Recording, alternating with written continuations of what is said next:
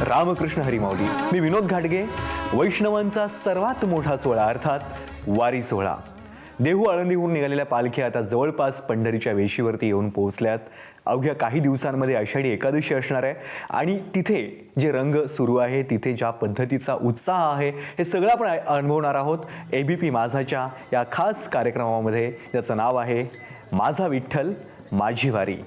वैष्णवांच्या या मेळ्याला म्हणजे या मेळ्यामध्ये सहभागी होणाऱ्या प्रत्येकाला आता वेध लागले ते विठुरायाच्या दर्शनाचे.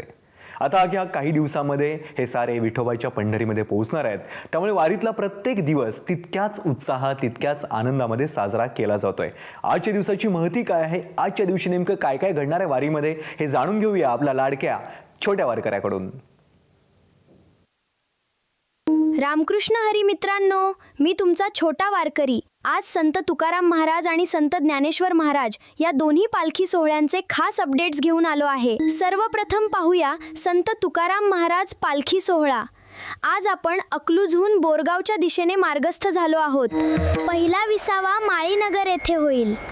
आणि मित्रांनो, आजच्या दिवसाचं सर्वात मोठे आकर्षण म्हणजे माळीनगर येथील उभे रिंगण, टाळ, मृदंग, भागवत पताका आणि हरिनामाच्या गजरात हा सोहळा अनुभवणे म्हणजे वारीचा अविस्मरणीय क्षण असतो. त्यानंतर माळीनगर, पायरीचा पूल, कदमवस्ती, श्रीपूर साखर कारखाना परिसरातून पालखी पुढे मार्गस्थ होईल आणि आजचा मुक्काम बोरगाव येथे असेल. आता पाहूया माऊलींची पालखी. आज आपण माळशिरसहून वेळापूरच्या दिशेने निघालो आहोत. सकाळच्या पहिल्या विसाव्याला खुडूस फाटा येथे पालखी सोहळ्यातील दुसरे वैभवशाली गोल रिंगण पार पडेल. त्यानंतर विंझोरी ज्ञानेश्वर नगर येथे दुपारचा विसावा आणि भोजन संपन्न होईल. धावाबावी माउंट मार्गे सोहळा पुढे मार्गस्थ होईल आणि आजचा मुक्काम वेळापूर येथे असेल. मित्रांनो, आता प्रत्येक पावलागणिक पंढरी जवळ येत आहे. वारीच्या अधिक अपडेट्ससाठी, लाईव्ह वारी पाहण्यासाठी आमच्या सर्व सोशल मीडिया हँडल्सला फॉलो करा. दिलेला QR कोड स्कॅन करून आत्ताच भेट द्या छोटावारकरी.com ला. म्हणतो छोटा वारकरी, बोला रामकृष्ण हरी.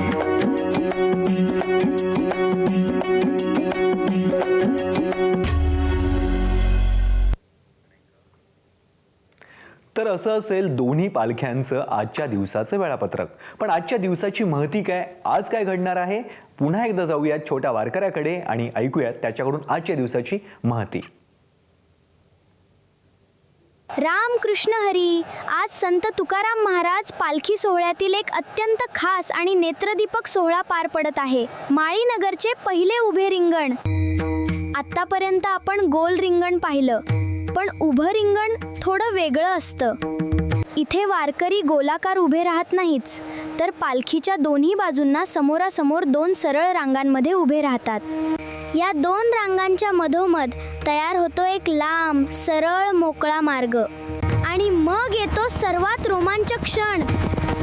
मानाचे अश्व या मार्गावरून वाऱ्याच्या वेगाने दौडू लागतात.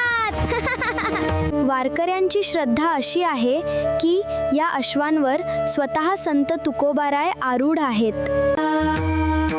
अश्व धावताच टाळ, मृदंग आणि पखवाजाचा नाद आसमंतात घुमू लागतो. ज्ञानोबा तुकाराम, विठ्ठल विठ्ठल असा जयघोष करत संपूर्ण माळीनगर भक्तीच्या आनंदात न्हाऊन निघतं. अश्वाच्या टापांखालची पवित्र माती कपाळाला लावण्यासाठी भाविकांची मोठी गर्दी होते. रिंगण पूर्ण झाल्यावर सुरू होतो उडीचा खेळ, फुगड्या आणि भजनांचा उत्सव. शेकडो किलोमीटर चालून आलेल्या वारकऱ्यांचा थकवा या एका क्षणात जणू नाहीसा होतो. म्हणतो छोटा वारकरी, बोला रामकृष्ण हरी.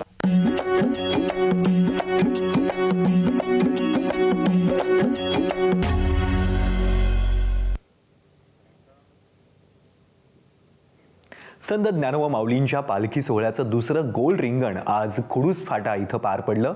अत्यंत उत्साहात, जल्लोषात हा सोहळा पार पडला.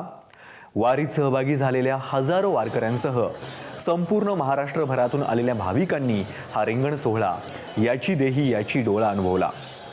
वारीच्या वाटेवर रंगणारे हे सोहळे म्हणजे साऱ्यांसाठीच एका अर्थाने पर्वणीच असते. तो आनंद लुटण्यासाठी, अनुभवण्यासाठी ज्या मातीतून माऊलींचं अश्व धावलं ती माती कपाळी लावण्यासाठी वैष्णव मोठी गर्दी करतात.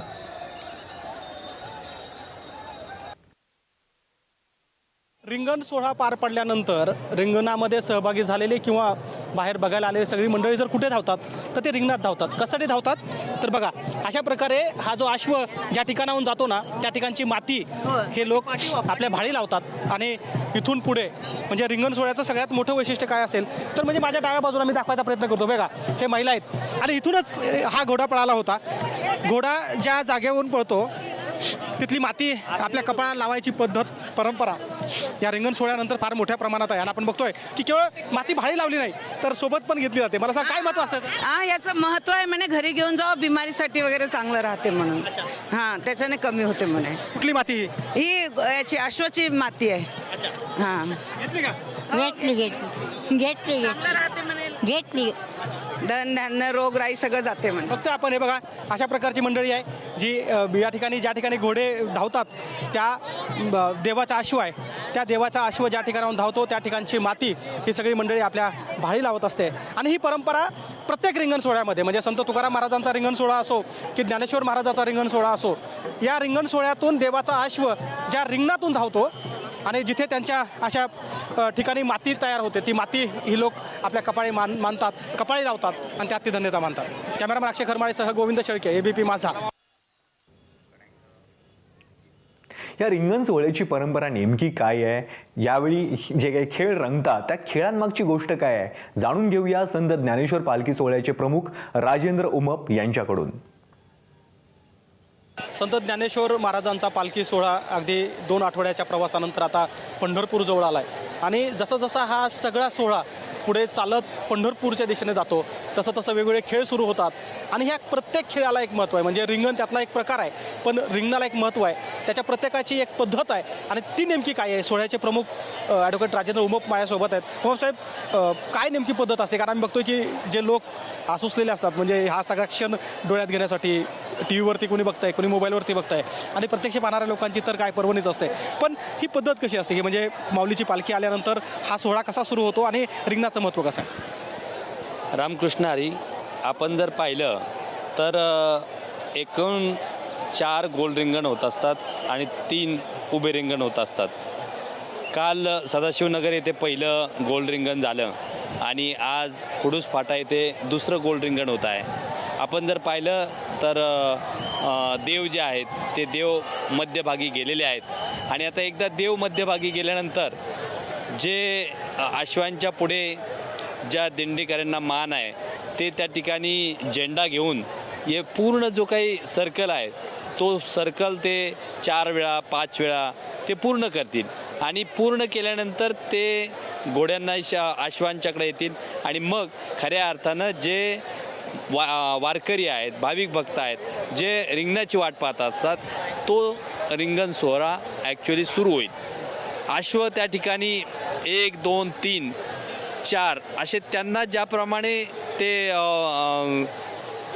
सर्कल घेतील त्याप्रमाणे तेवढे ते घेऊ शकतात. काल जर आपण पाहिलं तर सदाशिवनगर येथे 3 सर्कल त्यांनी घेतलेले होते.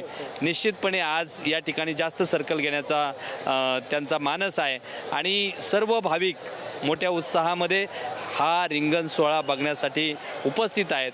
आपण जर पाहिलं तर गोल रिंगणाचा एकदा अश्वाचं रिंगण झाल्यानंतर खऱ्या अर्थानं अश्व जातो, देवाच्या तिथं त्याचा सन्मान केला जातो. आणि त्यानंतर खऱ्या अर्थानं जो खेळ सुरू होतो तो म्हणजे सर्व जे काही दिंडेकरी आहेत त्यांचे प्रतिनिधी ते सर्व त्या देवाच्या भोवती वर्तुळ करून त्यांचा खेळ, उडीचा खेळ खेळत असतात. आणि तो एक वेगळी पर्वणी असते. कारण नुसतं रिंगण सोहळा म्हणजे अश्व गोल फिरणे एवढं नव्हे तर हा उडीचा खेळ जो आहे तो अत्यंत महत्त्वाचा आहे. आणि त्यामध्ये हे सर्व आमचे जे काही वारकरी आहेत, मग तो पाऊस असू द्या, गेल्या वेळेस जर आपल्याला आठवत असेल तर या ठिकाणी पाऊस पडलेला होता, त्यामुळे निश्चितपणे सर्वजणांच्या नजरा या आता या गोल रिंगणाकडे लागलेल्या आहेत. उडीचा खेळ जो असतो तो आम्ही बघतो की आता ह्या सगळी जी मंडळी आहे, टाळकरी आहे, मृदुंग चालक आहेत, ही सगळी वयोवृद्ध मंडळी आहे. कुणी 55 वर्षाचं आहे, कुणी 60 वर्षाचं आहे, कुणी 65 64 वर्षाचं आहे, पण त्याच्यामध्ये एक सूरपणा जो येतो म्हणजे जी डिसिप्लिन आहे त्याबद्दल काय सांगा? आपण जर पाहिलं तर जगातली माऊलींची वारी जी आहे ती एक शिस्त अशी वारी आहे आणि या प्रत्येक वारकऱ्याला कोणालाही सांगावं लागत नाही. तो त्याच्या शिस्तीप्रमाणे कधी आतमध्ये जायचं, कुठल्या क्रमांकाने जायचं आणि कुठं थांबायचं हे त्याला प्रत्येकाला त्याची जागा माहिती आहे. साहेब, आपण जर पाहिलं तर पालखी तळावर ज्यावेळेस पालख्या थांबतात त्यावेळेस त्याला फक्त देवाचा तंबू मांडला गेला की तो प्रत्येक तेवढा म्हणजे 5 एकरचा असू द्या, 7 एकरचा असू द्या, 10 एकरचा पालखी तळ असू द्या, त्या ठिकाणी तुम्हाला 2 इंचाची सुद्धा जागा एकमेकांना सोडली जात नाही. एवढा स्वयंशिस्तीचा सोहळा हा असतो आणि त्याच पद्धतीने उडीच्या खेळामध्ये देखील तुम्हाला स्वयंशिस्त पाहायला मिळते. नक्कीच, म्हणजे स्वयंशिस्त हा खरं तर मूळ पाया आहे या वारीचा. कारण इतके लाखो लोक या वारीसोबत चालत असतात, मात्र शिस्त मोडली जात नाही. आणि म्हणून वारी ही जशी परंपरेची आहे ती शिस्तीची आहे आणि याच शिस्तीनं ही सगळा आषाढी वारी आता पुढे पंढरपूरच्या दिशेने कूच करते. कॅमेरामन अक्षय खरमाळेसह गोविंद शेळके, ABP माझा. देहूपासून निघालेल्या तुकोबारायांच्या पादुकांचं दर्शन घेण्यासाठी मुक्कामस्थळी पालखीच्या विसावास्थळी हजारो लाखो भक्त मंडळी येत असतात. त्यांच्याशी खास संवाद साधलाय कीर्तनकार शिवलीला पाटील यांनी. अर्थात या पालखीला हात लावायचा किंवा याचं दर्शन घ्यायचं म्हणजे जन्मोजन्मीचं पुण्य भाग्य हा सगळा अट्टहास या दर्शनासाठी असतो. ज्या लोकांना वारीत चालता येत नाही ती लोक गाडी घेऊन दर्शनासाठी तरी अट्टहास करतात. जगद्गुरू तुकोबारायांच्या ज्ञानोबारायांच्या दर्शनासाठी आम्हाला कमीत कमी नाही आमच्या इच्छा असूनही वारी करता आली तरी आम्ही त्यांचं दर्शन घ्यावं, त्यांचा स्पर्श करावा आणि वारीचा काहीसा पुण्याचा भाग आमच्या पदरातही वाटून घ्यावा याच्यासाठी सगळी माणसं अट्टहास करतात. ही जी आपण गर्दी बघतोय ही गावकऱ्यांची असते, ही इथं असणाऱ्या स्थायिकांची असते, जवळपासच्या माणसांची असते. आणि ABP माझाच्या माध्यमातून आपण घरी बसलेल्या माणसांना सुद्धा जगद्गुरू तुकोबारायांच्या पादुकांचं दर्शन देतोय आणि हे दर्शन म्हणजे एक अलभ्य लाभ आहे. हा नयनरम्य सोहळा आहे. याची देही याची डोळा जगाच्या मालकाचं दर्शन घेणं. जगद्गुरू तुकोबाराय म्हणजे ज्या मातीहून चालावी ती माती पवित्र होते, ज्या दगडाला हात लावा तो दगड पांडुरंग होतो, ज्या माणसाकडे बघावा तो माणूस विठ्ठलमय होतो. जगद्गुरू तुकोबाराय कीर्तन करायला लागले की पुणे जिल्ह्यात मृत झालेला मुलगा सुद्धा उभा राहून भजन करतो. एवढं सामर्थ्य ज्यांच्या शब्दात आहे. वारकरी संप्रदायात ज्यांनी 5वा वेद निर्माण केला ते जगद्गुरू तुकोबाराय. जे परमार्थाचा कळस झाले ते जगद्गुरू तुकोबाराय. 8 पिढ्याची परंपरा म्हणजे जगद्गुरू तुकोबाराय. आणि साक्षात अंबरीश राजा, प्रल्हाद आणि जगद्गुरू तुकोबाराय, नामदेव रायांचा अवतार ते जगद्गुरू तुकोबाराय. त्यांचा अंबरीश राजाचा अवतार ज्याच्यासाठी जगाच्या बापानं 10 अवतार घेतले तो अवतार म्हणजे जगद्गुरू तुकोबाराय. तो प्रल्हाद जो निष्ठावंत जिद्दी ज्याच्यासाठी नरसिंह अवतार घ्यावा लागला ते प्रल्हाद म्हणजे तुकोबाराय. उद्धव म्हणजे तुकोबाराय, अंगद म्हणजे तुकोबाराय. आणि अर्थात आमच्या कल्याणासाठी सामान्य स्वरूपात प्रापंचिक रूपात आले ह्या सगळ्या अवताराचे धनी म्हणजे जगद्गुरू तुकोबाराय.